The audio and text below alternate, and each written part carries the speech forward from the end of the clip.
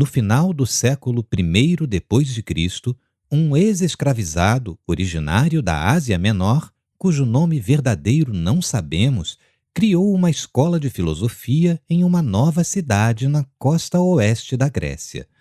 Mudar-se para lá não foi uma escolha pessoal de todo. Ele foi banido de Roma, juntamente com todos os outros filósofos, pelo imperador Domiciano, que via esses intelectuais como uma potencial ameaça a seu governo. A cidade se chamava Nicópolis, fundada por Augusto cerca de um século antes, e o ex-escravizado era conhecido pelo nome de Epiteto, que em grego significa simplesmente adquirido.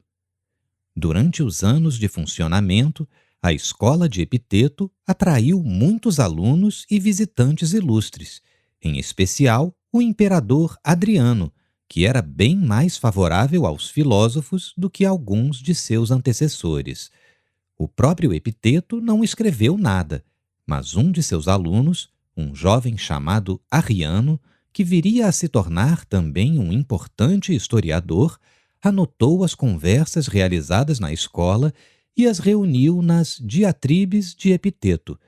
Nas Diatribes, Epiteto é bastante objetivo ao definir seu papel como filósofo. Segundo ele, o filósofo é um médico e a escola do filósofo é um hospital para almas. Ao definir a filosofia dessa maneira, Epiteto estava seguindo uma tradição filosófica grega bem consolidada, que vinha, no mínimo, desde Sócrates. Nos seus primeiros diálogos com Platão, Sócrates argumentou que a missão do filósofo é cuidar da alma das pessoas, tal como um médico cuida do corpo. Por alma, não devemos pressupor nada imaterial, imortal ou sobrenatural. Nesse contexto, devemos compreendê-la apenas como mente, pensamentos e crenças. A missão do filósofo é analisar e avaliar tudo o que as pessoas pensam, examinando sua coerência e sua plausibilidade. Quase todos os filósofos, antigos ou contemporâneos, concordariam com isso. Para Sócrates e tempos depois para os estoicos, a preocupação em cuidar da alma era ainda mais importante porque eles defendiam que, em última análise, a condição de nossa alma determina a qualidade de nossa vida. Sócrates é conhecido por criticar seus companheiros atenienses por darem muita atenção ao corpo e às posses, mas pouca à alma, aquilo que pensavam ou em que acreditavam, a seus valores e seu caráter. Sócrates insistia que a base para uma vida boa e feliz reside na alma, não no corpo. Em uma importante discussão posteriormente retomada pelos estoicos, Sócrates procurou mostrar que grandes riquezas, por exemplo, são irrelevantes em certo sentido. Para ser mais exato, ele argumentou que a riqueza material é neutra em termos de valor porque pode ser usada para fins positivos ou negativos. O dinheiro em si não é bom nem ruim. É o caráter de quem o possui que define se ele será bem ou mal utilizado. Uma pessoa virtuosa pode usá-lo para fazer coisas boas, enquanto um indivíduo não tão virtuoso pode causar grandes danos com o dinheiro. O que isso nos revela? Que o verdadeiro valor, a fonte do que é bom ou mal, reside no caráter da pessoa que tem o dinheiro, não no dinheiro em si. Também nos revela que é um erro grave dar atenção excessiva a dinheiro e posses enquanto negligenciamos a condição de nosso caráter. É trabalho do filósofo nos instigar a perceber isso e depois nos apoiar enquanto tentamos curar as enfermidades de nossa alma.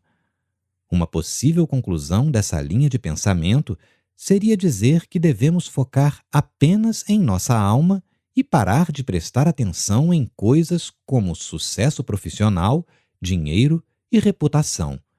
Na verdade, os estoicos chamavam essas coisas de indiferentes. Apenas um caráter excelente e virtuoso é bom de verdade, Eles alegavam, enquanto apenas seu oposto, um caráter perverso, é mau.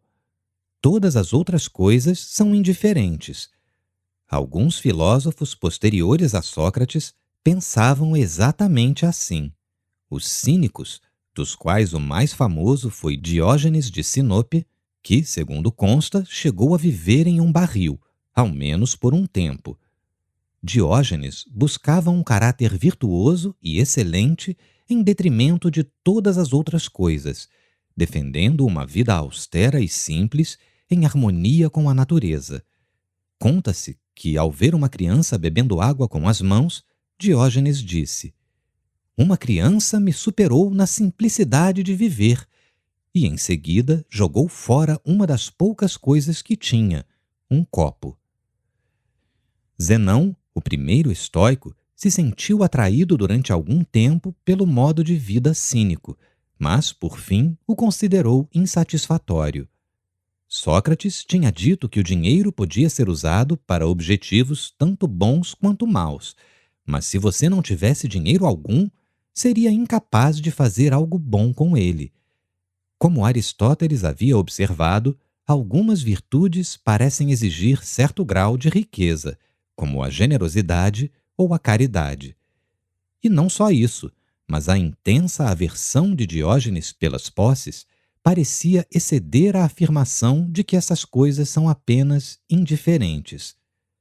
Se o dinheiro é de fato indiferente, por que se importar se você está totalmente falido ou podre de rico?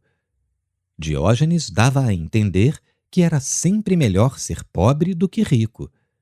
É possível notar como esse enaltecimento da pobreza deixaria sua marca em alguns aspectos da posterior tradição cristã.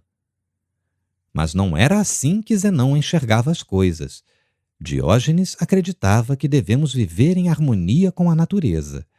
A resposta de Zenão foi afirmar que é completamente natural buscarmos o que nos ajuda a sobreviver: comida, abrigo, coisas que colaboram para a nossa saúde e posses que contribuem para o nosso conforto físico. Todos fazemos isso, e não há motivo para nos sentirmos mal. Todos buscamos a prosperidade material porque ela ajuda a garantir nossa sobrevivência. Na linguagem cotidiana, poderíamos dizer que tudo o que nos beneficia é bom, mas Zenão, seguindo Sócrates, quis reservar a palavra bom para um caráter excelente e virtuoso. Então, ele disse que o que nos beneficia tem valor. Valorizamos a saúde, a prosperidade e o respeito, porém, nenhuma dessas coisas é boa no sentido que um caráter excelente é bom. Isso levou Zenão a chamar essas coisas, em seu vocabulário técnico, de indiferentes preferenciais. Em geral, todos preferiríamos ser ricos em vez de pobres, saudáveis em vez de doentes e respeitados em vez de desprezados. Lógico, quem não preferiria? Mas, e esse é um ponto importante, como só o caráter virtuoso é verdadeiramente bom, nunca devemos comprometer nosso caráter na busca dessas coisas. Nem devemos pensar que alguma delas pode, por si só, nos fazer felizes. A pessoa para quem o dinheiro não é apenas um meio de atender às necessidades de sobrevivência, mas algo que automaticamente lhe dará uma vida boa e feliz, está terrivelmente enganada.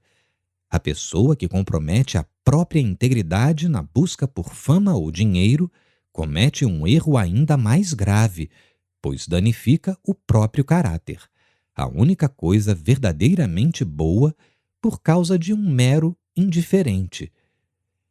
Essas são algumas das ideias que Epiteto teria discutido em sua escola em Nicópolis. A maioria de seus alunos eram filhos da elite romana, prestes a iniciar uma carreira administrativa no Império. Esperamos que tais lições os tenham tornado melhores do que teriam sido sem elas. Mas o que significa exatamente cuidar da alma? Quais são os requisitos para se ter um caráter excelente? Para usar uma palavra muito fora de moda, significa ser virtuoso.